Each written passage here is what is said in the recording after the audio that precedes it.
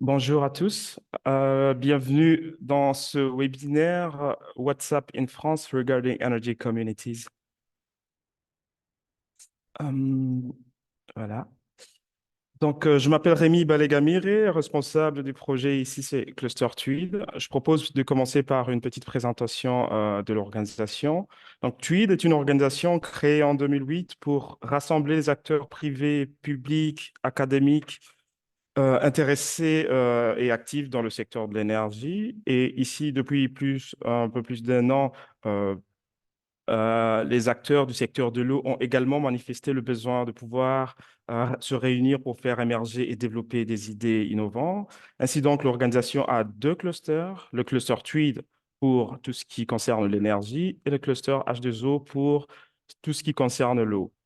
Tweed a plusieurs écosystèmes organisés autour des thématiques spécifiques. Au sein du cluster Tweed, nous avons le Céracle qui concerne tout ce qui est communauté d'énergie, H2Hub pour l'hydrogène, Heat2Net pour les réseaux de chaleur. Au sein du cluster H2O, il y a également l'écosystème Circular Water Wallonia.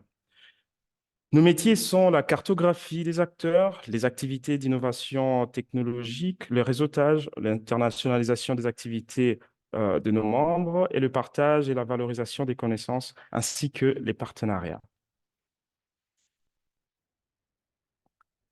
Nous organisons régulièrement des activités, hein, des annonces sont systématiquement envoyées à nos membres via les newsletters et toutes les infos sont trouvables normalement sur notre site que je vous invite à visiter pour voir ce qui pourrait vous intéresser. Alors, ce webinaire se fait dans le cadre de deux séries de webinaires qu'on a lancées. Cette année, il y a 5 webinaires pour analyser la digitalisation et les nouvelles technologies dans le secteur de l'eau et de l'eau et de l'énergie. La première épisode a été faite le 22 février passé. Ensuite, on a 6 épisodes cette année aussi pour analyser ce qui se passe en dehors de nos frontières belges autour de l'énergie et de l'eau, toujours. Voilà. Alors, WhatsApp in France regarding energy communities. Donc, ici, l'idée est de parler un peu de communautés d'énergie, hein, les communautés d'énergie qui ont été introduites par l'Union européenne via 2 décrets. Et l'idée, c'était que ces directives puissent être transposées au niveau national. Alors, comment ça se passe en Belgique? Ici, la transposition s'est faite à trois niveaux, hein. Donc, on a en 2021 en Flandre, en 2022 à Bruxelles et en 2022 et 2023, le décret a été approuvé au Parlement wallon. Alors, parce qu'on parle de la France, ici, on accueille des orateurs qui vont parler de l'aspect légal. Ici, ce sera fait par Clément, juriste de l'Université de Pau et des Pays d'Adour. Et puis, on va présenter 2 études de cas. Premièrement, un étude de cas focalisée sur la participation citoyenne dans les communautés d'énergie par Capucine Marseille. Et on finira par un étude de cas avec un focus sur les entreprises par Arignac. Audrey. Et mon collègue Renaud fera par la suite une séance de questions-réponses et conclura. Voilà, donc sans plus tarder, je passe la parole à notre premier intervenant, qui est Clément Lacombe. Merci. Voilà. Bonjour à tous. Je vais partager. Alors, comme Rémi l'a dit, je ne sais pas si vous avez, normalement c'est bon sur l'écran. Euh, Non, Clément, on voit pas ton écran. ah, Là, ça doit Là, être c'est bon, mieux. parfait. Super. Je suis doctorant contractuel, plus maintenant, mais toujours en doctorat à l'Université de Pau et des Pays de la Dour. Je me concentre sur l'étude juridique du consommateur d'énergie. Et j'avais suivi quasiment depuis le début, on va dire, les pérégrinations de la communauté d'énergie. Donc je venais vous faire le petit résumé de comment, en tout cas en France, elles avaient été transposées. En- enfin, là, enfin, un petit rappel hein, de l'encadrement européen pour ensuite expliquer l'encadrement un peu global législatif qui a eu lieu en 2019 et là, tout récemment, à la fin de l'année, en décembre, l'encadrement réglementaire qui vient préciser véritablement comment fonctionnent ces communautés d'énergie. Donc, enfin, c'est tout nouveau. Euh, donc là, c'était vraiment le rappel des textes. Euh, c'est juste pour dire que les communautés d'énergie viennent du Clean Energy Package de l'Union européenne, donc très axé sur les énergies renouvelables, et que les deux dispositifs qui sont les communautés d'énergie renouvelable et les communautés d'énergie, les communautés citoyennes énergétiques ont été transposés déjà dans le Code de l'énergie. À la suite sous un même titre nommé Communauté d'énergie. Pour ce qui est de l'encadrement européen, je voulais vous montrer les différentes choses qui devaient, enfin les différents éléments qui devaient être présents dans toutes les législations et réglementations nationales, enfin des États membres, et comment ça a été transposé en France. Donc, ce qu'on voit, c'est que tant pour la communauté d'énergie renouvelable que pour la communauté énergétique citoyenne, il faut que ça soit une entité juridique, ça a son importance, que la participation soit ouverte et volontaire. Pour la communauté d'énergie renouvelable, que celle-ci soit autonome, et on verra que la France a fait le choix que les deux communautés soient autonomes et qu'elles soient effectivement contrôlées par ses membres ou actionnaires. Euh, euh, pour les deux. Ensuite, on voit que les personnes qui peuvent participer à ces communautés d'énergie sont des personnes physiques, des PME et des autorités locales. L'exclusion était plutôt d'éviter que des grandes entreprises, notamment de l'énergie, puissent avoir des actions, des parts sociales dans ces communautés d'énergie, parce que l'idée est vraiment de faire un objet juridique citoyen. Donc, on accepte au maximum des PME avec la définition du droit de l'Union européenne qui est, je crois, de 10 millions d'euros de chiffre d'affaires, ce qui laisse quand même une grande latitude. Euh, on a aussi l'objet de ces communautés d'énergie qui est assez intéressant, qui est un objet assez vaste, produire, consommer, stocker, vendre, partager et accéder à tous les marchés. Donc en fait, c'est pouvoir faire à peu de choses près de l'autoconsommation et pouvoir vendre son énergie à ceci près que la communauté énergétique citoyenne a un objet plus large. Et on peut retrouver des opérations d'efficacité énergétique, aussi des opérations de prévention pour ses membres, aussi la possibilité de mettre en place des bornes de recharge pour des véhicules électriques. Voilà. Mais la contrepartie, c'est que cette communauté énergétique citoyenne n'est axée que sur l'électricité, vu qu'elle vient de la directive électricité.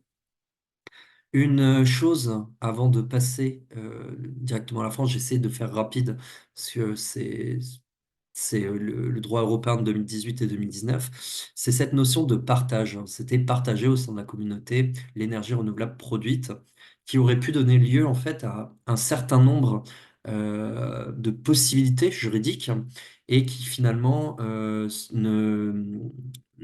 ont été en France en tout cas transposées uniquement dans le cadre de l'autoconsommation collective. Donc si vous faites une communauté d'énergie en France et que vous voulez partager l'énergie, ce sera dans l'unique cadre juridique de l'autoconsommation collective. Euh, Là, c'était sur l'encadrement légal français qui avait lieu avec la loi énergie-climat de 2019 et l'ordonnance de 2021, où en fait, entité juridique a été transformée en personne morale. En fait, entité juridique, on aurait pu penser à des trusts ou des choses qui n'ont pas forcément la personnalité morale. Là, c'est vraiment des choses très juridiques, mais en tout cas, c'est pour dire que les formes sociales que peuvent prendre ces communautés d'énergie sont assez restreintes et en France, elles ont été encore plus restreintes parce que on ne peut prendre que la forme de société anonyme, de société par action simplifiée, de société coopérative d'intérêt commun ou d'association. Par contre, là où on est peut-être allé un peu plus loin que le droit de l'Union européenne, c'est qu'on a rajouté des acteurs pouvant participer aux communautés d'énergie, que sont les SEM, les syndicats euh, de, euh, les sociétés D'économie mixte. d'économie mixte. Oui, voilà. Certains fonds d'économie solidaire et sociale, des sociétés qui ont l'agrément de l'économie solidaire et sociale et des associations. Par contre, le cadre légal n'a pas traité la participation ouverte et volontaire, le caractère autonome et le fait d'être effectivement contrôlé et la non-recherche du profit.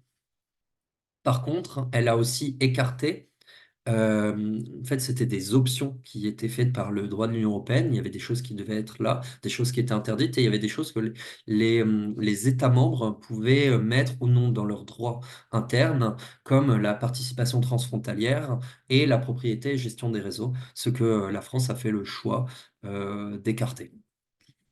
Euh, sur le, cette notion de partage que je disais, en fait, on a une reprise à l'identique de ce qui était marqué dans les directives, sauf qu'on a rajouté, euh, sous le réserve du maintien des droits et obligations, des articles, enfin, et des dispositions des articles L 315-1 à L 315-8, qui est en fait le régime de l'autoconsommation collective, qui en fait était euh, qui a été implanté par le gouvernement lors de la procédure législative. Euh, on a ensuite l'encadrement réglementaire qui est venu préciser ce qui avait été laissé, on va dire, de côté par la loi, dont la condition de participation ouverte et volontaire. Là, l'article est un petit peu touffu au niveau des dispositions et c'est vraiment le plus simple pour l'instant.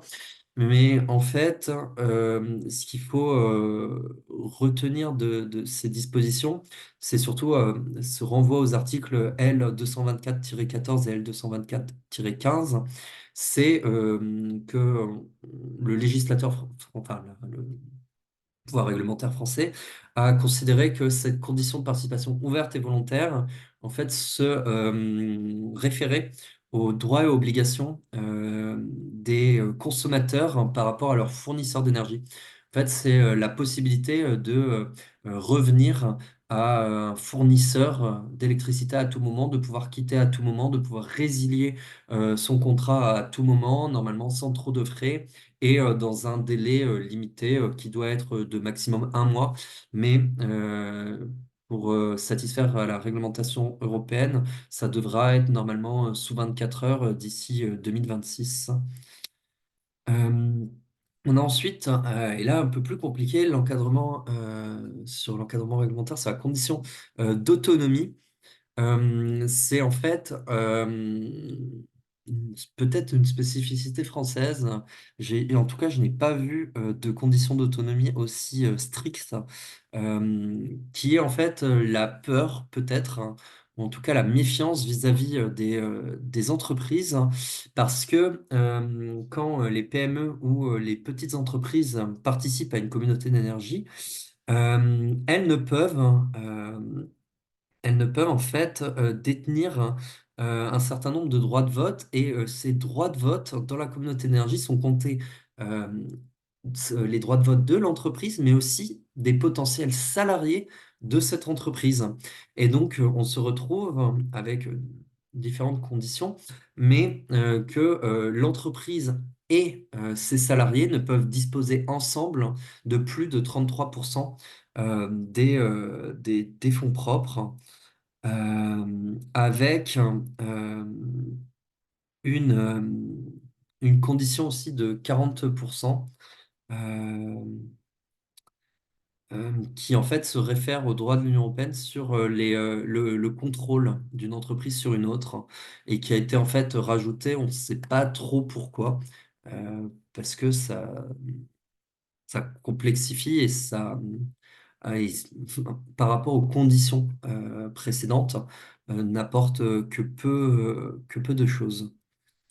On a enfin ce qui a été sur la condition de proximité et de contrôle effectif, qui est uniquement présente tant dans les textes européens que dans les textes français, qui est la condition de proximité et de contrôle effectif pour la seule communauté d'énergie renouvelable et qui a fait le choix de mettre des critères assez stricts, avec une liste assez conséquente en fonction des acteurs, euh, qui est euh, là, vous retrouvez par exemple euh, les, euh, les régions en 4, les départements en 5 et les communes en 6. La condition de proximité est là, par exemple, sur le territoire de la collectivité territoriale pour les communes et pour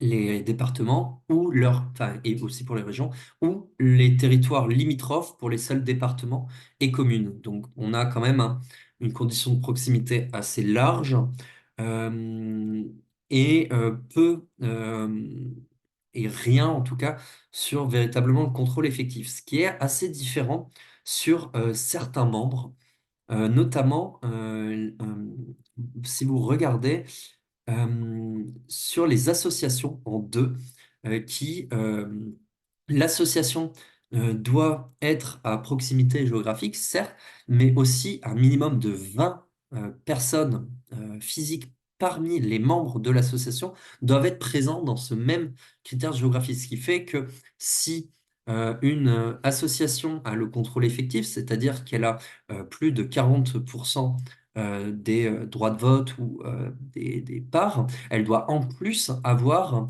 au moins 20 de ses membres qui sont présents dans le périmètre géographique, ce qui rajoute une difficulté. Euh, on retrouve enfin, ce même critère géographique pour les personnes physiques, ce qui est logique, et pour les petites et moyennes entreprises. Euh, voilà. Euh, je pense avoir fait a été un peu rapide.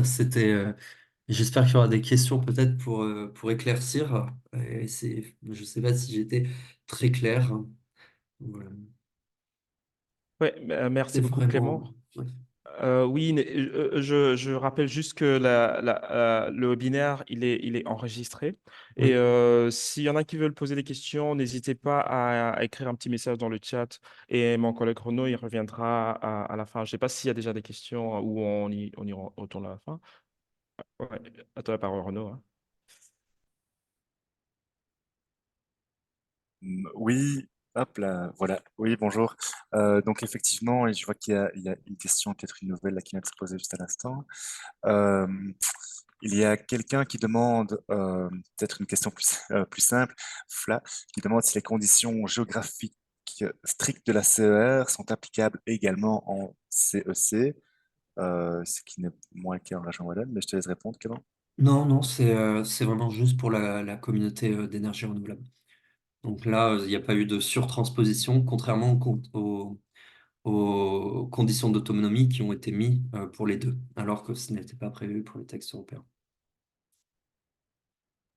Ok, merci, effectivement. Et donc, je vois qu'il y a une autre question qui demande si la législation est la même pour la Belgique, mais effectivement, les transpositions sont différentes d'une région à l'autre, et donc, il y a des choses qui diffèrent sur certains points. Donc, c'est bien pour justement parler ici. Je trouve qu'il y a des choses qui peuvent être discutées, notamment où il y a une question qui a soulevé pas mal aussi de discussions en région Wallonne, c'est par rapport à l'activité commerciale de la CER. Donc, ici, il y a Caroline qui demande si lorsqu'une entreprise privée participe à une communauté d'énergie renouvelable, CER, euh, cette, per- cette participation ne peut constituer son activité commerciale ou professionnelle principale. Et elle demande quelle est ton interprétation par rapport à ça. Qu'est-ce qui se trouve derrière l'activité commerciale principale? Est-ce que c'est lié au revenu ou donc c'est lié à la phrase L291-1, c'est très précis. Alors, ni l'un ni l'autre sur parce que là, à ce quoi se réfère, je pense que c'est plutôt à la définition de client actif qu'on retrouve aussi dans les textes de l'Union européenne, notamment dans la directive 2019-944. Et il y a eu à dire de la littérature grise de la Commission européenne, c'est-à-dire pas des textes officiels, mais des textes qui ont été écrits par des membres de la direction énergie de la Commission européenne, et qui expliquaient qu'en fait, le critère de l'activité principale, c'était de ne pas être une entreprise du secteur de l'énergie. Donc, en fait, c'est pas tant, par exemple, vous êtes une entreprise très, très professionnelle qui fait des millions de chiffres d'affaires, mais dans le secteur de l'informatique, vous ne serez pas sous ce sera pas votre activité principale, hein. Ça peut être si vous avez un data center, quelque chose de très important pour vous, mais c'est pas votre activité principale. Alors que si vous êtes un nouveau producteur qui fait peut-être très peu de chiffre d'affaires, mais vous êtes un producteur d'énergie, là, ce sera votre activité principale. Et donc, vous tombez sous l'interdiction. Après, c'est peut-être une mauvaise interprétation parce que ça vient de, de littérature grise et il n'y a pas eu encore, à ma connaissance, de décision de justice dessus. Ok, merci. Euh, il y a une autre question qui concerne un autre point qui a suscité pas mal de discussions ici chez nous, c'est la propriété des assets de production. Et donc, est-ce que dans le cas d'une CE, C ou R, les propriétaires, est-ce que la CE elle-même, donc la structure doit être propriétaire des moyens de production en France, ou comment est-ce que ça se passe par rapport à ça? Euh,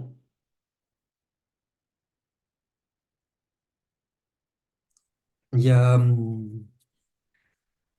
enfin, il y a rien qui l'interdit en tout cas. C'est ça. Des panneaux photovoltaïques ou des choses comme ça, et ce Voilà, oui, serait tout à fait, oui. euh, Donc, là, c'est je pas. saurais pas. Ouais, non, non, Ok, non, non. ok. C'est des choses qui chez nous, en fait, voilà, D'accord. c'est un élément Ouais. important puisque du coup, il fallait que, par exemple, dans le cas où certains mettaient à disposition leurs assiettes, leurs panneaux existants, ben, il fallait quand même que la communauté puisse avoir un droit dessus. Et donc, c'est des choses qui ont posé problème à certains projets. Et donc, voilà. Ok, Ouais. écoute, on pourra peut-être échanger Ouais. par email par rapport à ce genre de choses-là D'accord. par la suite. Euh, voilà, eh bien, merci beaucoup. S'il y a d'autres Ouais. questions, n'hésitez pas à C'est- continuer à les poser via le chat. On pourra les poser en fin de webinaire et peut-être introduire Rémi, l'orateur numéro 2, qui est, si je ne me trompe pas, Capucine. Capucine, es-tu avec nous? Merci beaucoup, Clément. Merci. Oui, bonjour, est-ce que vous m'entendez bien Oui, tous? Ouais, je vais vous partager mon écran. Une seconde. Ouais, attends, je peux. oui, Ouais. attends, voilà, check.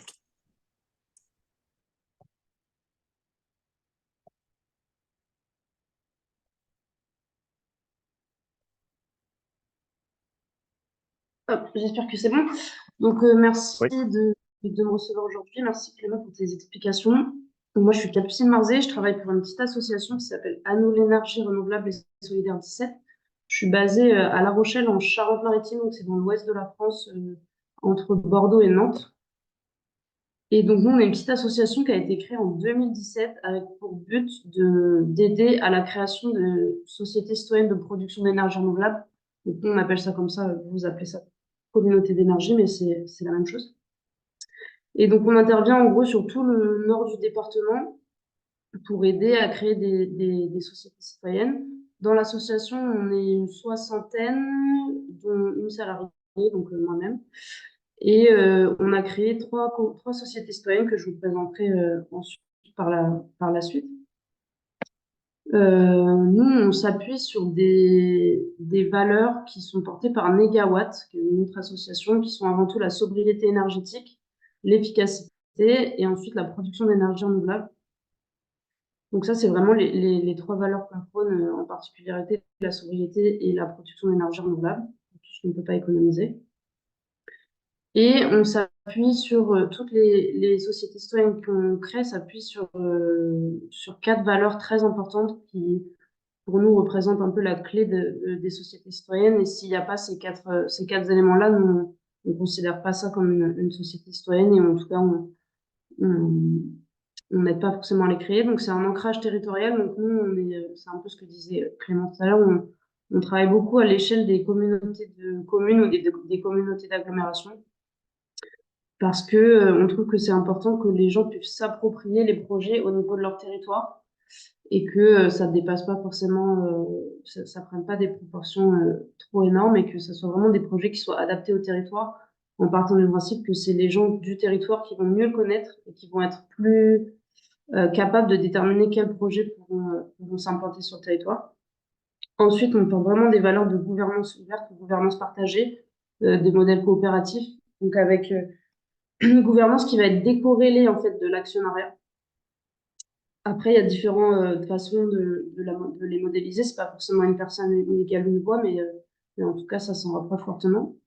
Ensuite, on prône aussi l'exigence écologique, nous, avec la production d'énergie renouvelable.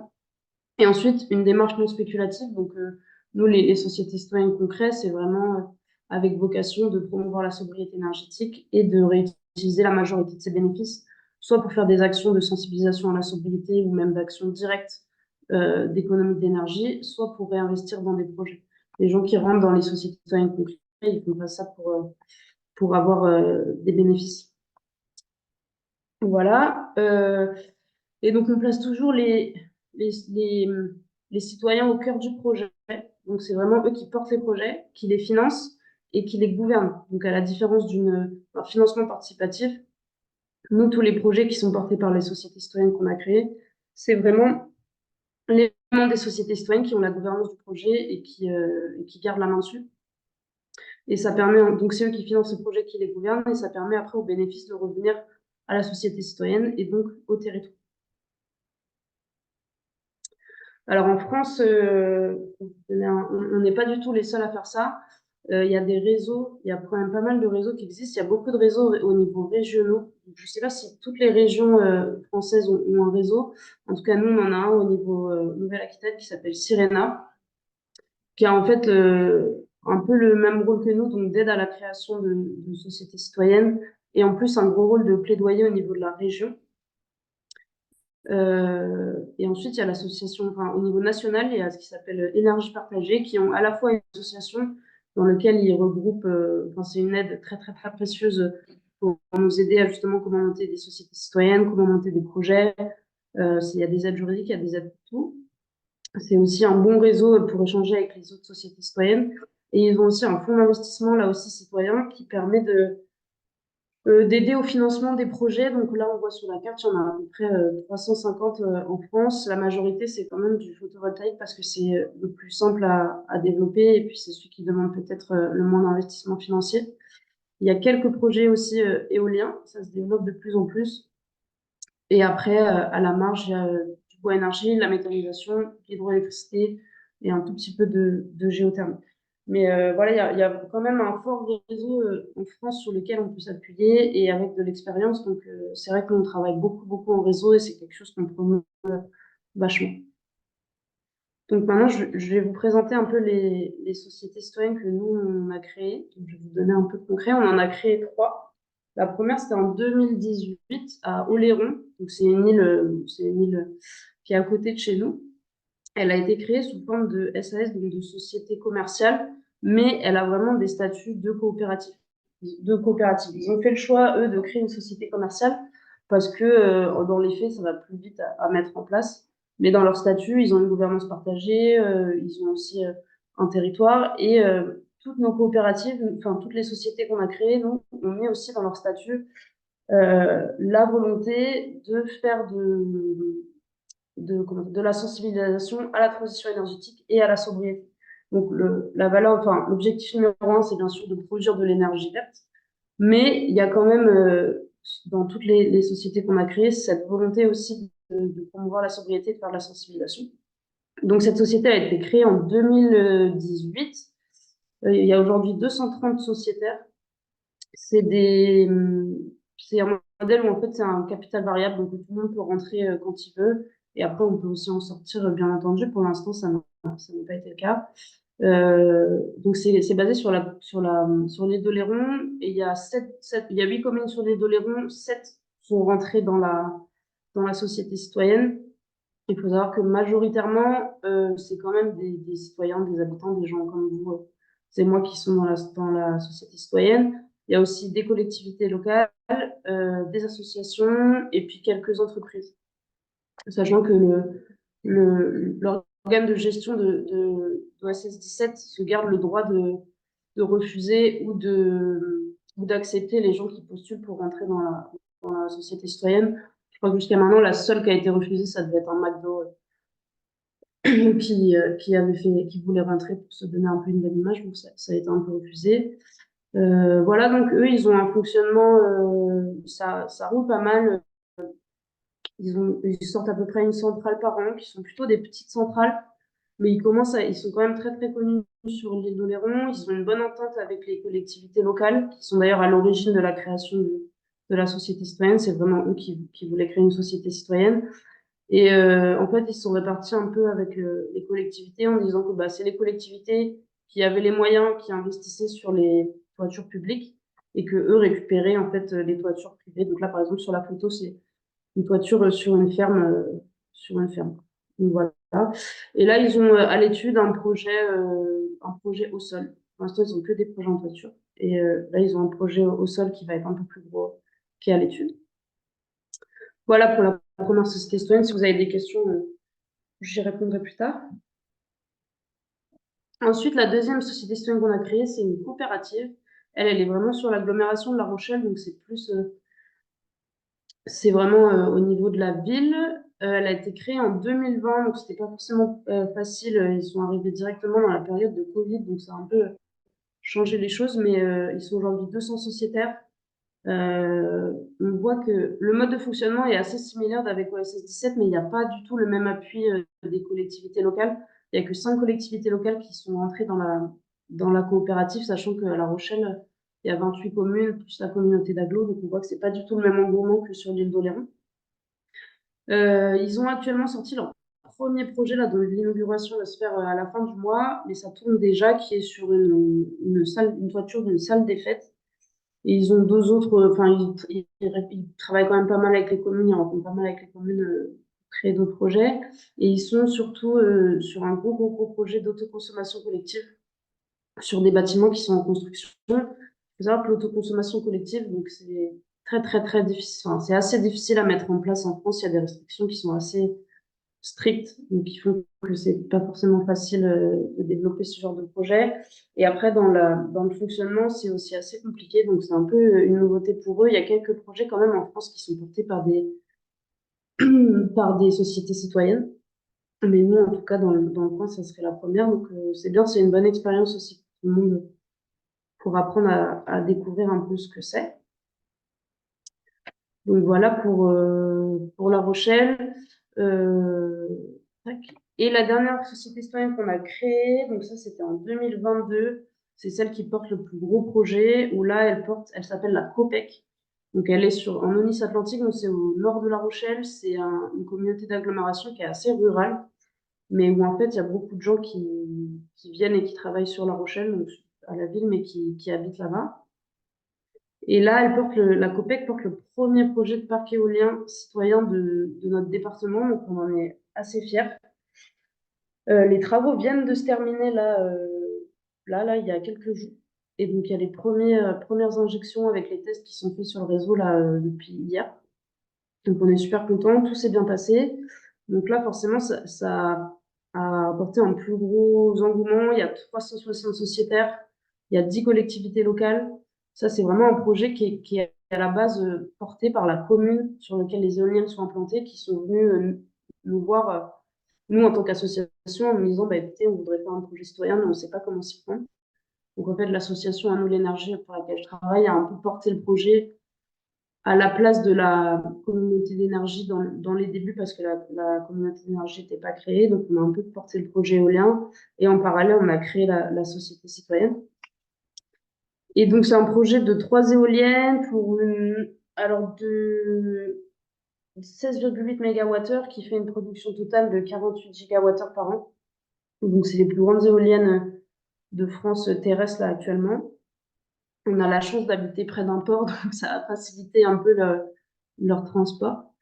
Mais voilà, donc pour financer ces éoliennes, il y a une levée de fonds citoyenne de plus d'1 million d'euros qui s'est passée l'année dernière et qui est toujours en cours d'ailleurs. Et donc là, il y a faut savoir que nous, on appuie sur l'ancrage territorial, mais après, les gens extérieurs au territoire ou à la région, enfin, à la communauté de communes ou, ou même à la région peuvent rentrer, donc c'est ouvert à tout le monde. Mais majoritairement, dans les 360 sociétaires, là, il y a des gens du coin. Et donc, c'est grâce à ces 360 sociétaires, on a levé plus d'1 million d'euros, grâce aussi notamment à l'appui d'énergie partagée qui a aidé aussi au financement, grâce aussi à Enercop, qui est un producteur, un fournisseur d'énergie verte locale. Donc, on voit que tout ça, c'est possible aussi grâce au réseau d'énergie citoyenne qui est en France. Alors, pour vous présenter un peu le parc, en fait, c'est un parc, en fait, la COPEC, elle, c'est une coopérative. Et le parc éolien d'Andilly, c'est une société de projet qui a été créée à part, si vous voulez, dans laquelle la COPEC est devenue actionnaire. Donc, ce qu'on a réussi à faire et qui est assez peu commun, c'est à décorréler dans une société de projet, donc commerciale, on a réussi à décorréler l'actionnariat et la gouvernance.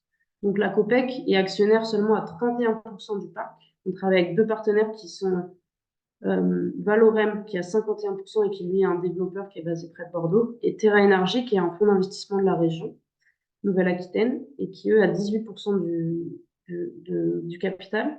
Et par contre, on a décorrélé la gouvernance avec la COPEC qui a 3 des 5 voix décisionnaires et les 2 autres acteurs qui ont 1 voix chacun. Donc ça, c'est un peu quelque chose d'unique qu'on a réussi à faire après quelques négociations avec Valorem. Et c'est un truc qui marche vraiment, vraiment très bien.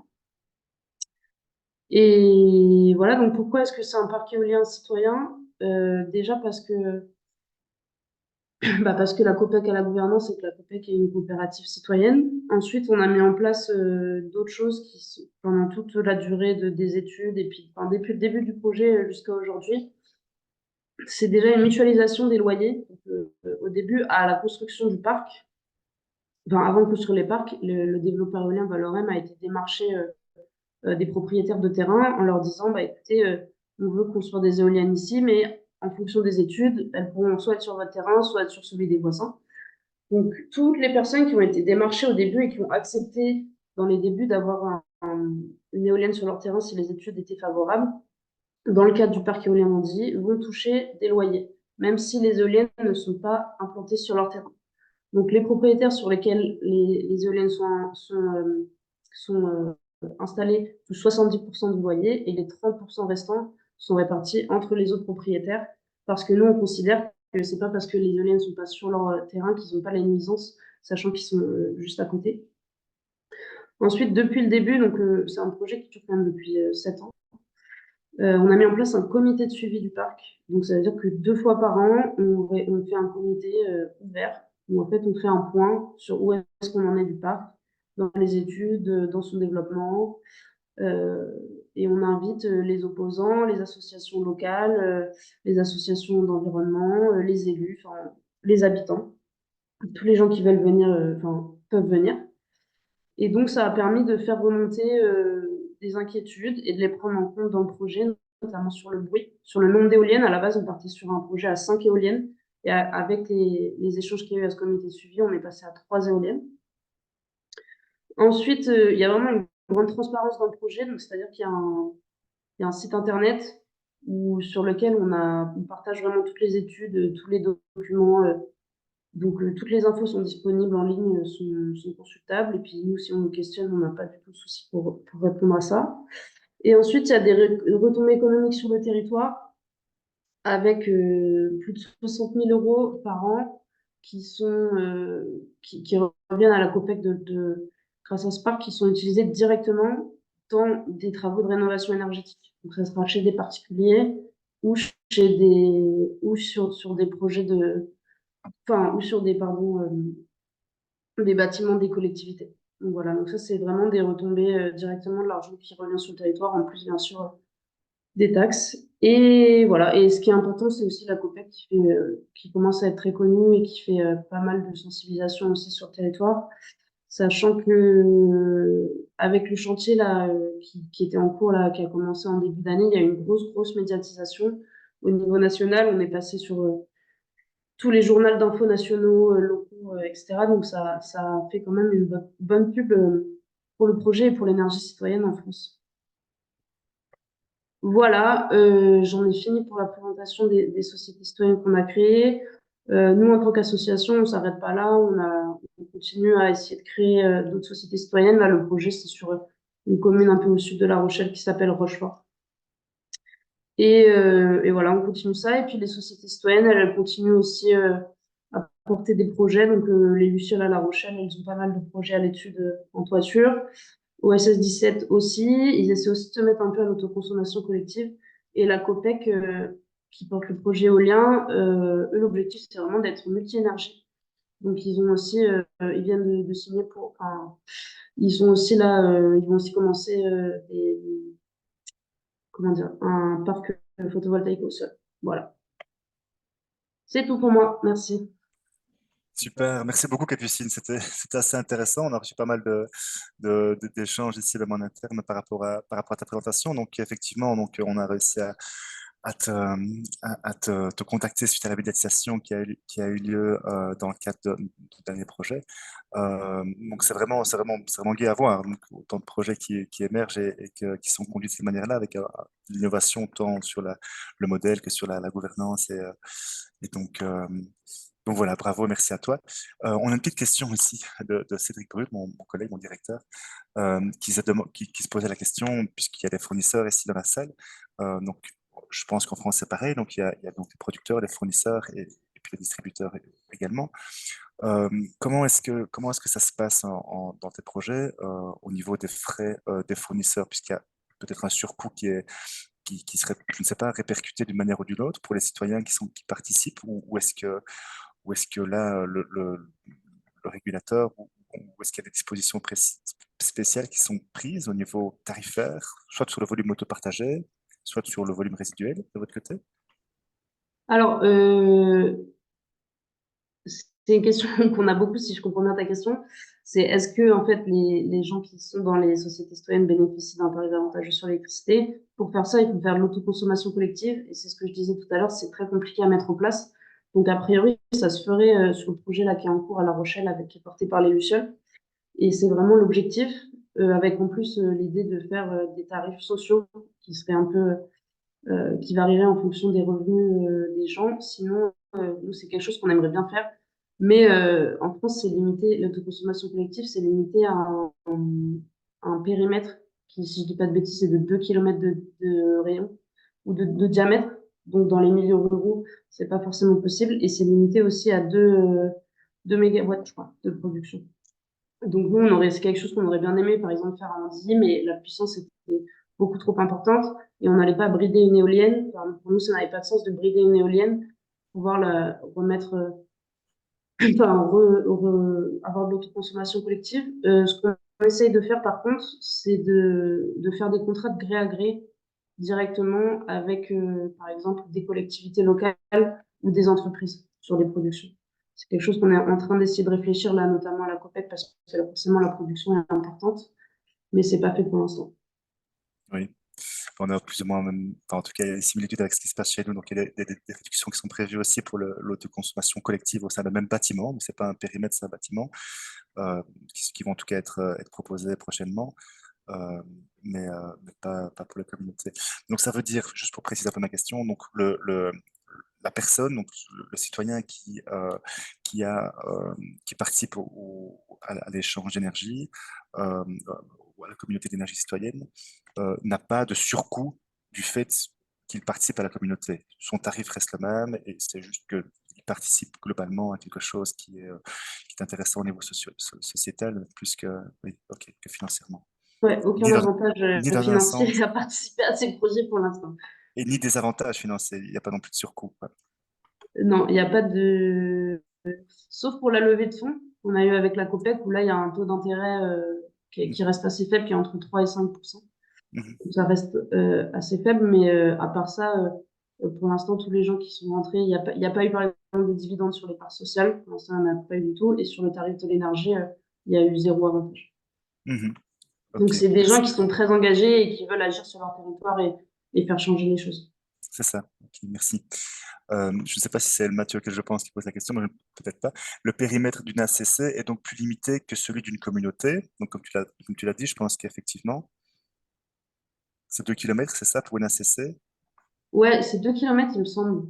Oui, ok. Il me semble que c'est 2 kilomètres. Donc, ça, quand on est en ville, ça peut aller. Mais dès qu'on est dans un milieu un peu plus rural, ça restreint vachement.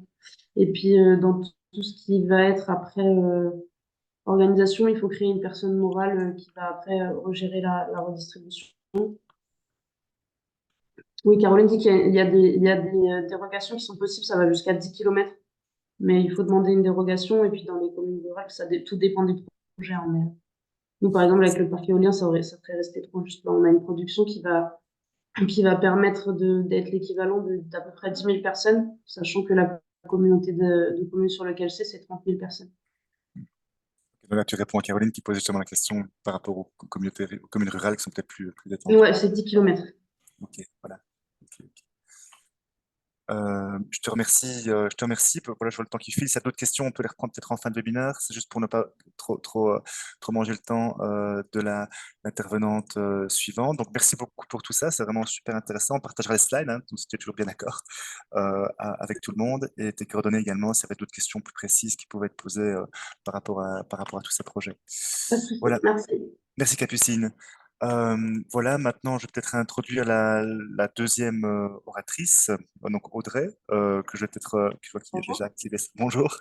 Je te laisse te présenter Audrey et puis on se retrouve d'ici une vingtaine de minutes aussi également. Très bien, Merci. je vais déjà, j'attends que je me présente en premier, je partage l'écran ensuite. Vas-y. Donc, Audrey Rignac, je fais partie du syndicat mixte du parc industriel de la Plaine de l'Ain. Je vais rapidement avec les slides, hein, vous exposer un petit peu voilà, où on se trouve, qu'est-ce qu'on fait et quel projet on a développé donc, et qui aujourd'hui voilà, intéressait le cluster. En tout cas, le but est de partager notre expérience. Donc, Oui, je merci. partage ensuite mon écran, je le mets en plein écran. Voilà, c'est Voilà, parfait. je pense que ça fonctionne. Oui. Donc, le parc industriel de la Plaine de l'Ain, il se situe à 40 km à l'est de Lyon. Il est implanté sur un territoire qui est la communauté de communes de la Plaine de l'Ain, qui regroupe 53 communes, 80 000 habitants et qui génère 30 000 emplois. Le parc en lui-même, vous le voyez, là, c'est la petite tache rouge. Il est donc à cheval sur deux communes, essentiellement, deux petites communes de 1 500 habitants environ, qui sont Saint-Vulbas et Bly. Et nous avons à proximité du parc une centrale nucléaire du budget. Voilà pour un petit peu le positionnement. Quelques chiffres par rapport à ce parc industriel. Donc aujourd'hui, nous accueillons environ 180 entreprises. Le parc, son périmètre géographique fait environ 1000 hectares et tout ceci génère 8200 emplois avec une croissance qui est relativement forte puisque vous voyez là en bas de la slide, il y a eu plus de 4000 emplois en 10 ans. Donc voilà, un parc dynamique dans une région dynamique. Ce parc, il est donc géré par une structure publique dont je fais partie, le syndicat mixte donc, du parc industriel de la Plaine de l'Ain. Je dirais PIPA, hein, vous m'entendrez dire du PIPA, c'est plus rapide par la suite. Donc nous sommes une structure publique, syndicat mixte, une équipe de 14 personnes. C'est important hein, de vous expliquer tout ça parce que vous verrez, c'est ce contexte finalement qui nous permet d'arriver à développer le projet dont je vais vous parler par la suite. Donc une équipe de 14 personnes dédiée au fonctionnement du parc. On a 3 grands métiers, alors il y en a un tout petit peu plus là sur notre logo, mais les 3 grands métiers, donc c'est la commercialisation des parcelles de terrain pour que les entreprises viennent s'implanter, l'entretien, la maintenance des infrastructures pardon, excusez-moi, je vais pas dans l'ordre, l'aménagement du parc. Donc on aménage ce parc en créant les voiries, les réseaux et divers types d'infrastructures. On a une station de captage d'eau potable, par exemple, on a une station d'épuration, on a une voie ferrée. Et donc tous ces équipements, toutes ces infrastructures, nous les entretenons et nous réalisons la maintenance. Et notre dernier grand métier, c'est l'animation. Donc, animation du parc, on peut mettre beaucoup de choses là-dedans. On est là pour faire vivre le parc, pour que les entreprises, les dirigeants se rencontrent, pour que les salariés aient envie de venir travailler sur le parc. Donc, on peut proposer divers types d'animation via un club des entreprises. Et on va accompagner les entreprises dans leur développement, que ce soit sur tous les sujets. On peut faire des réunions, des événements sur l'emploi, sur la formation, sur la mobilité, sur la cybersécurité. Et pour ma part, donc responsable environnement et sécurité sur ce parc, je vais animer un réseau de relais dans les entreprises, des relais plutôt donc HSE, hein, environnement, hygiène et sécurité. Et donc, moi, je suis là pour piloter les sujets autour de l'eau, de la biodiversité, de l'énergie, etc. Donc là, c'est ma casquette énergie qui m'a amenée à piloter le projet que je vous présente maintenant. Alors, donc le projet que nous menons, c'est un projet d'autoconsommation collective, donc ACC, comme on en a parlé juste avant. Je me suis permise de faire 2 slides très rapides pour vous rappeler ce que c'était l'autoconsommation collective et ensuite j'en viens au projet. Donc l'autoconsommation collective, c'est le fait de regrouper, au sein d'une même entité juridique, qu'on appelle ici PMO, personne morale organisatrice, pardon, un ou plusieurs producteurs d'électricité et un ou plusieurs consommateurs de cette électricité. Le périmètre géographique, donc on en a dit 2 mots tout à l'heure, effectivement, il est réglementaire. Tous les participants, producteurs et consommateurs, doivent être réunis au sein d'un cercle, de diamètre, de 2 kilomètres. Il existe effectivement une dérogation, pour aller jusqu'à 20 kilomètres. Voilà, pour ce qui est, très rapidement, hein, un peu de point réglementaire. Et oui, ce que j'ai pas écrit aussi, c'est qu'un projet d'autoconsommation collective, il ne peut pas, dépasser les 3 mégawatts. Et j'ai entendu 2 tout à l'heure, c'est bien 3 mégawatts. Si on regarde un petit peu à droite, comment ça se passe, la PMO, donc comme je vous le disais, elle réunit des producteurs donc d'énergie, peu importe le type de production, hein. Nous, on sera dans le cas de photovoltaïque, et les consommateurs qui vont venir consommer cette énergie. Il faut bien comprendre que l'énergie n'est pas distribuée, via, des câbles électriques, aux consommateurs, mais retourne bien sur le réseau, donc réseau de distribution qui en France, est géré essentiellement par l'acteur Enedis, donc c'est le cas d'ailleurs sur le parc. Voilà, et tout ça est géré, par le réseau de transport, pour les plus grandes puissances qui est RTE à la base. Donc le fonctionnement est le suivant, la PMO, donc encore une fois, je répète, elle regroupe producteurs et consommateurs. Le lien entre chaque, acteur, donc les producteurs vont fournir de l'électricité locale aux consommateurs. Ils vont être liés par un contrat de vente d'énergie. De la même manière qu'aujourd'hui, le consommateur, il a un contrat avec son fournisseur, classique, et bien là, il aura un deuxième contrat avec, le producteur, le ou les producteurs, pour la revente de cette énergie.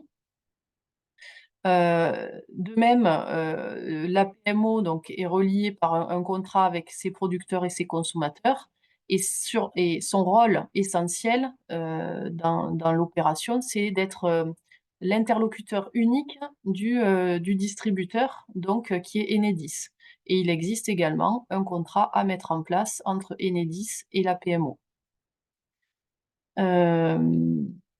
Voilà essentiellement.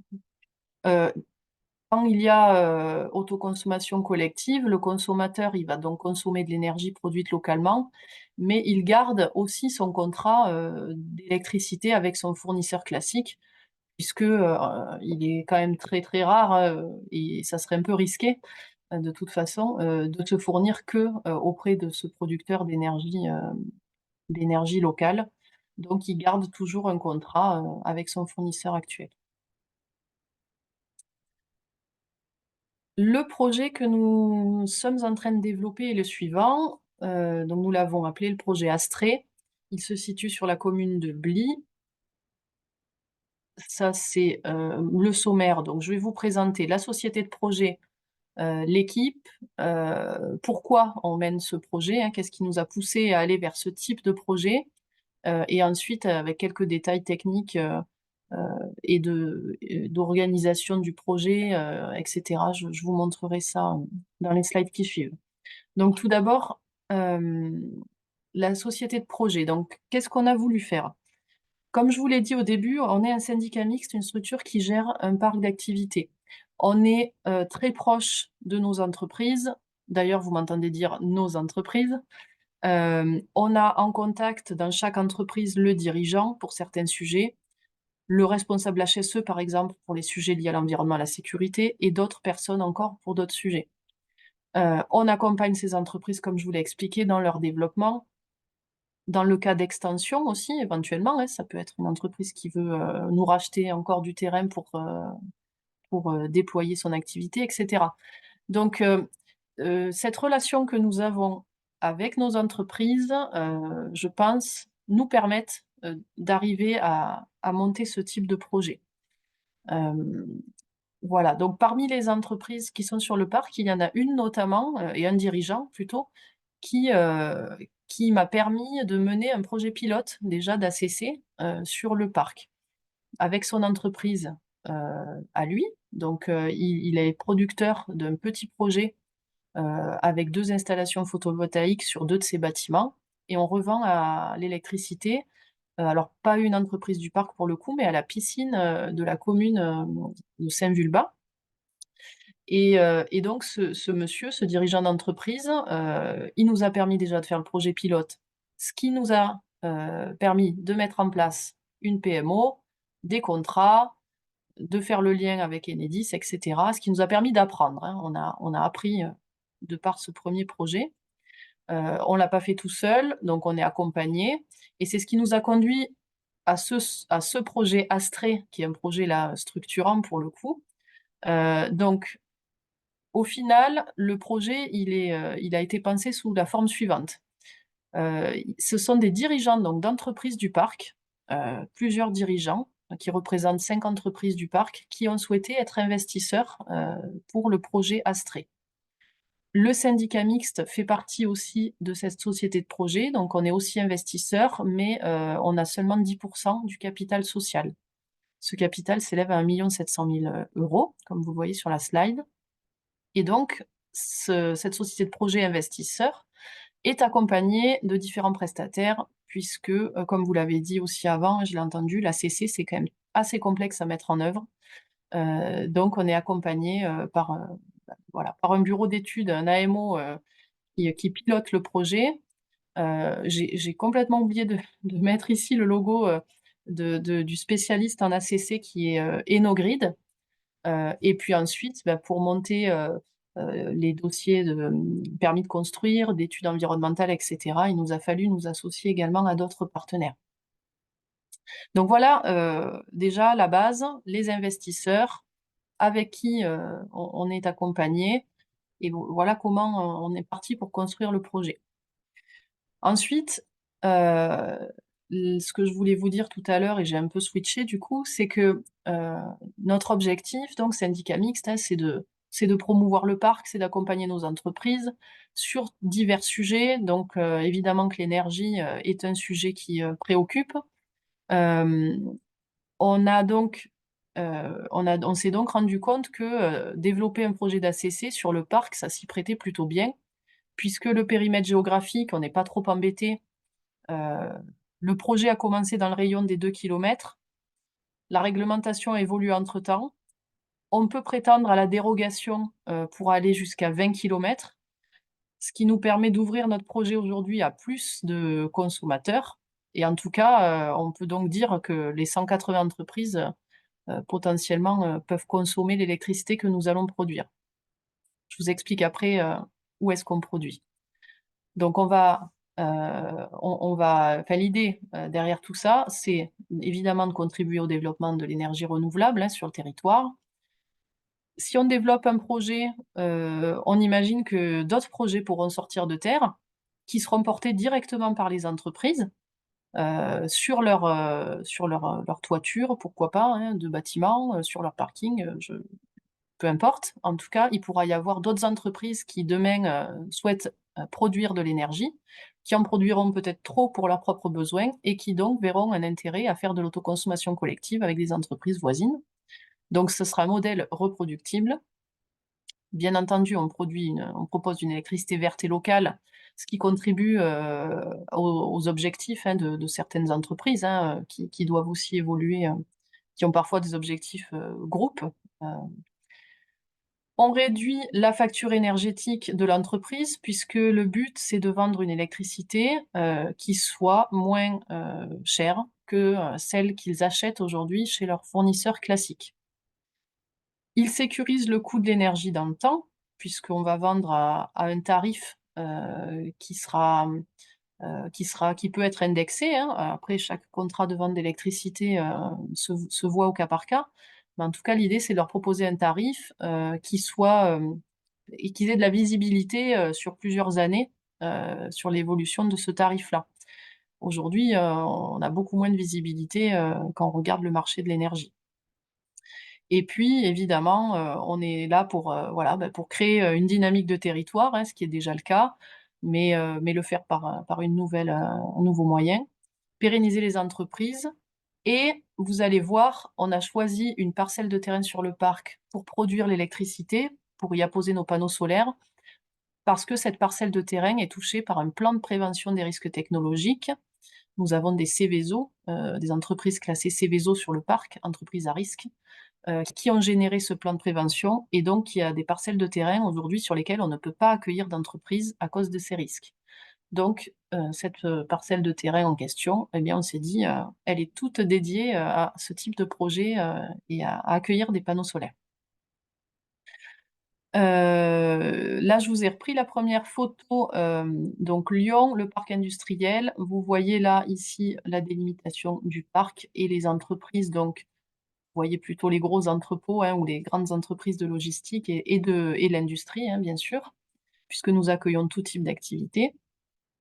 Plus précisément, donc, nous avons choisi cette parcelle de terrain qui est ici en rouge. Donc, comme vous le voyez, là, ça c'est la carte du plan de prévention des risques technologiques avec un zonage en fait qui vient contraindre l'urbanisme dans certains secteurs. Et comme je vous le disais, eh bien, on a choisi ici, on est dans une zone bleu foncé qui ne nous permet pas d'accueillir des entreprises. Je vais un petit peu vite, hein, je vois que l'heure tourne et puis après on pourra poser des questions. Notre projet, donc vous le retrouvez ici. On s'est assuré évidemment qu'il soit en cohérence avec le PLU, hein, le plan local d'urbanisme de la commune, qu'il n'y a pas d'enjeux a priori environnementaux, etc., les enjeux agricoles. Voilà, il faut aborder plein de sujets avant de se lancer dans l'implantation. Le raccordement également au poste source n'est pas si loin, donc c'est vraiment un emplacement qui est tout disposé, qui a beaucoup d'avantages en tout cas pour ce type de projet. Donc notre projet, il ressemble à ça. Là, voilà, vous avez une image. Donc, je vous l'ai dit, on ne peut pas faire des projets de plus de 3 mégas en ACC. Donc, finalement, on a fait 2 projets de 3 mégas. Ça se voit pas, hein, ça fait pas 2 centrales, mais en fin de compte, sur le papier, on peut partager le projet en 2 fois 3 mégawatts crête. Donc, on est sur 5,4 hectares et nous produirons 7200 mégawattheures par an.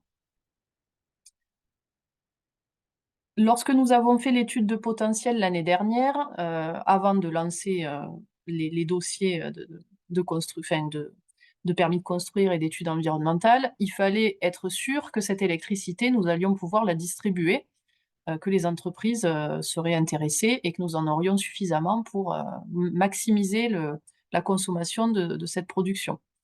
Donc on a pris, vous voyez, ça c'était l'an dernier, les périmètres de 2 kilomètres. Comme on a 2 centrales, on a tracé 2 cercles et dans ces cercles, eh bien, nous avons positionné les entreprises. La production, pardon, non, c'est en orange. Nous, donc on est ici, producteur, la centrale est là et chaque petit point bleu, eh bien, c'est un consommateur.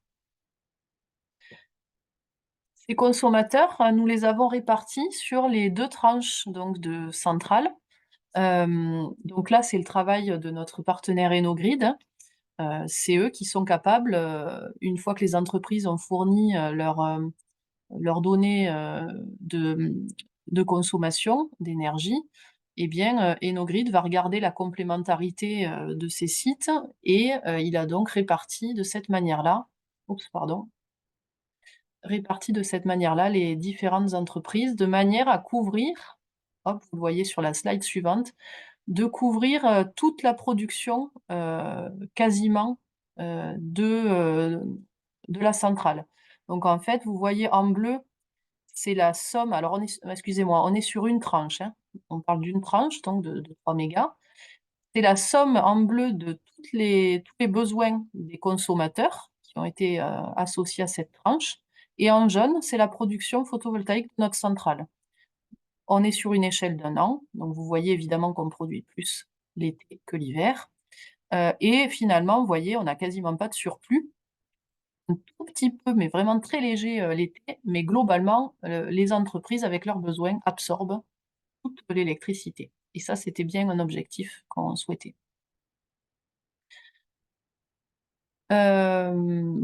Voilà, j'ai presque dit, ce qui est écrit ici, enfin en tout cas les premières lignes. En France, on a des appels d'offres, de la CRE, la Commission de régulation de l'énergie, sur divers types de projets, et il en existe un sur les projets d'ACC qui permet d'aller chercher un complément de rémunération, pour le producteur. C'est-à-dire que le producteur, admettons qu'il vende, il vende à 15 centimes son kilowattheure, à l'entreprise, eh bien, s'il est lauréat de l'appel d'offres creux, il pourra toucher, par exemple 5 centimes de plus. Voilà, donc ça permet de maximiser, enfin ou d'améliorer, on va dire plutôt, la rentabilité, pour les investisseurs, pour les producteurs de leur opération. Une particularité de notre projet, c'est que nous avons parmi les entreprises consommatrices, parmi la vingtaine d'entreprises consommatrices, nous en avons 4 qui sont des gros consommateurs. Donc ces gros consommateurs, comme je vous l'ai noté là, ils vont absorber 80% de la production à eux seuls. Vu ce constat, il est important, avant de faire sortir le projet de terre, de sécuriser, l'achat par ces 4 gros consommateurs. Donc aujourd'hui, nous avons des discussions avec ces 4 gros, pour, définir les conditions du contrat de vente de l'électricité. Et il est important d'ailleurs de sécuriser avec eux, aussi, la vente de l'électricité sur la durée. Donc ça rentre en compte dans le contrat. Donc les négociations sont en cours et une fois que ça sera OK, eh bien, on ne sera plus trop inquiétés. En tout cas, on pourra lancer, notre projet, on pourra lancer la construction de la centrale. Avec les conditions qui ont été prises, donc le projet est amorti en 10 ans environ. J'avais noté qu'on a donc 60% d'emprunt, hein, voilà, bancaire. Et la PMO, qui va réunir le producteur et tous les consommateurs, elle est déjà créée, comme je vous l'ai expliqué tout à l'heure, vu qu'on a mené le projet pilote. Elle est déjà créée, on l'a créée sous forme d'une association, loi 1901.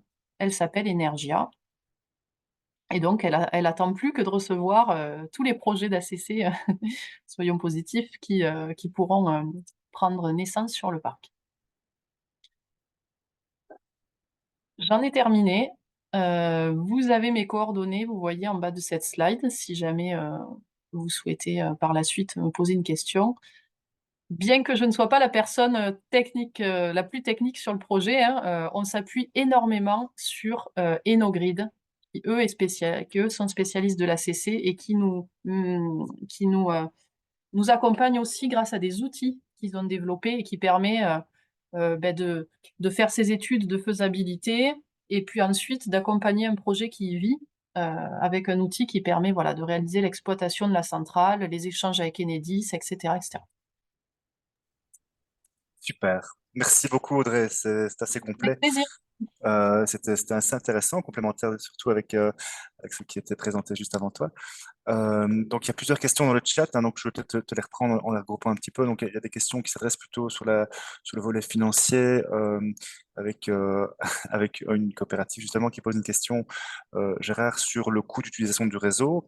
Euh, il demande si le niveau des coûts d'utilisation du réseau dans le cadre d'une consommation collective se fait au prorata de la distance parcourue sur les câbles, ou est-ce que c'est gratuit vu les courtes distances? Comment est-ce que ça se passe de ce point de vue-là? Et peut-être, donc, tant qu'on est sur les coûts, je pense que Mathieu Beaucoumont aussi de la COP, donc notre régulateur en charge d'une partie, en tout cas de la législation, euh, demande si, sur ces fameux coûts partagés, euh, il demande si les éléments de coût relatifs à l'électricité locale partagée sont identiques à ceux relatifs à l'électricité résiduelle fournie par le fournisseur. Donc, la partie non partagée, en ce qui concerne les frais de réseau, les taxes et surcharges. Et est-ce que ces coûts annexes, donc supplémentaires à la commodité, sont facturés par la PMO aux participants ou via un autre moyen? Est-ce que tu sais répondre à la question? C'est deux. Alors là, c'est très technique pour moi ce que vous me demandez. Euh, est-ce qu'il y a un coût supplémentaire ou un coût qui est lié à la distance du réseau, etc. Je crois pouvoir vous répondre non. Il n'y a Mhm. euh, aucun lien, en tout cas par rapport à une distance. Ok. Euh, ensuite, les je saurais pas vous expliquer parce que là, on rentre vraiment dans des aspects réglementaires qui ne sont pas gérés par moi directement. Mhm. Donc non, j'aurais vraiment du mal. Mais à la limite, ce que je peux faire, c'est peut-être prendre note de ces questions, si vous pouvez me les transmettre par la Oui, suite, je peux Renaud, transmettre. Oui. et puis que je me rapproche de notre prestataire, parce que je voudrais pas vous dire de bêtises. Enfin, ça serait. Ok, ça marche. Mais donc voilà, donc en gros, donc par rapport à la facturation de manière très globale, hein, donc ici par rapport à la facturation, Audrey, des frais, enfin de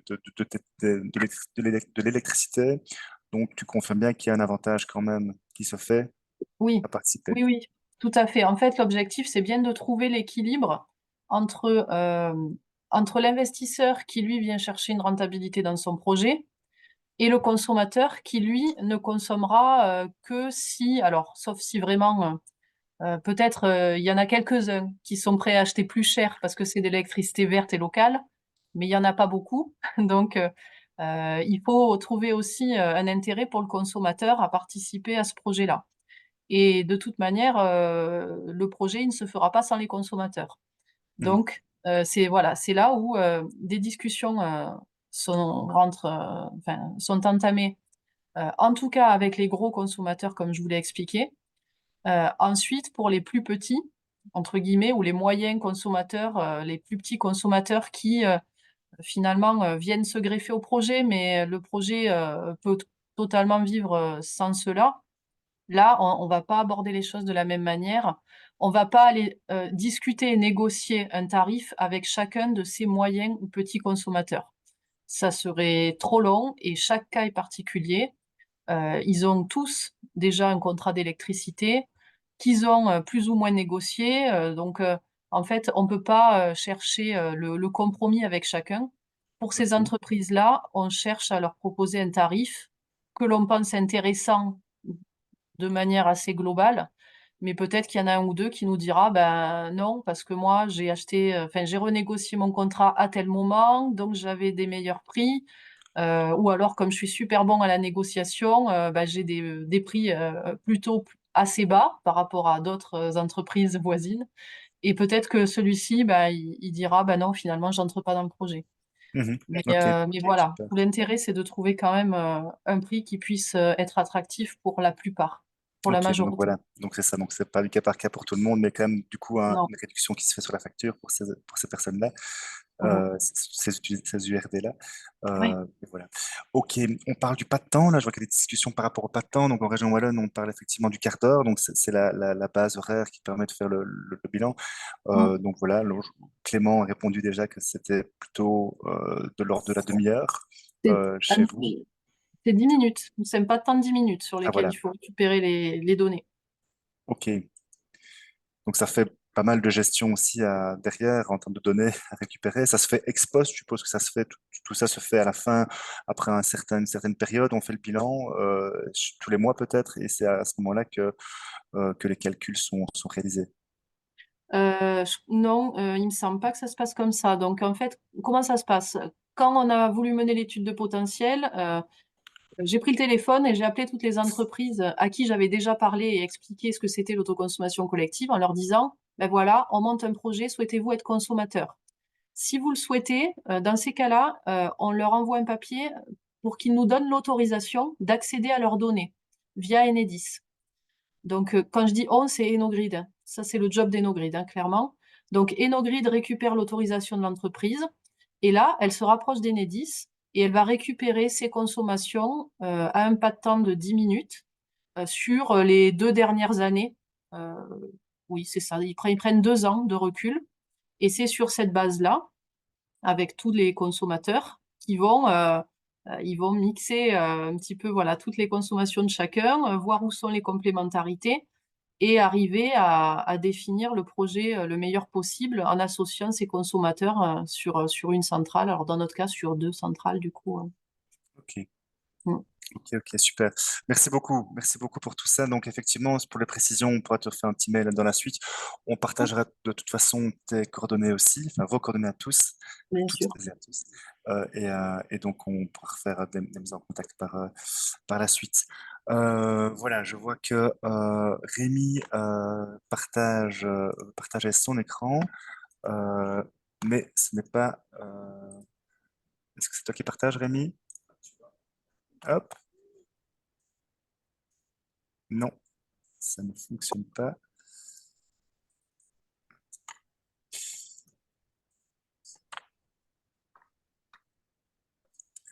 Voilà, ben bon, dans l'intervalle, en tout cas, je peux déjà te remercier, Audrey, pour tout ça. Merci à tous les orateurs. Je pense qu'il va donner un petit mot, Rémi va donner un petit mot de conclusion. Et puis on se retrouve de toute façon pour le prochain webinaire que Rémi va introduire. Je coupe mon micro, Rémi, je te laisse la place. Ouais, merci beaucoup. J'essaie juste de voir. Euh, Donc, le prochain webinaire, ce sera alors. Un petit instant. Le prochain. Vas-y. Voilà. C'est pas ça. C'est pas ça. C'est pas ça. Là.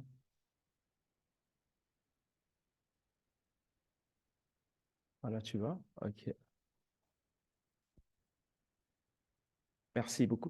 Donc, je disais le prochain webinaire, ce sera sur les smart contracts and virtual purchase agreement for water. Donc, c'est le second numéro de Green Mirror. N'hésitez pas à aller vous inscrire, hein, le programme préliminaire est là. Donc, il y aura une introduction de tweet comme aujourd'hui. Et après, Simon Outanda parlera des smart contracts et des sous de la blockchain. Ensuite, il y aura un mot sur le PPA en pratique, en fait, par Thomas Smith de Aya. Ensuite, il y aura un Philippe Dumas qui va parler de Heat Purchase Agreements, ce qui est en tout cas une nouveauté sur tout ce qui concerne les réseaux. Et le dernier intervenant parlera du projet Waterloop pour avoir un aspect un peu plus pratique de comment cela se passe. Voilà, donc merci beaucoup encore une fois à tous nos orateurs et à tous les participants. C'était un plaisir, on a beaucoup appris aujourd'hui et sur ce qui se passe en France. Donc dans nos prochains webinaires, on s'intéressera aussi à ce qui se passe ailleurs, aux Pays-Bas, en Suisse. Et voilà. Merci beaucoup et au plaisir de vous revoir.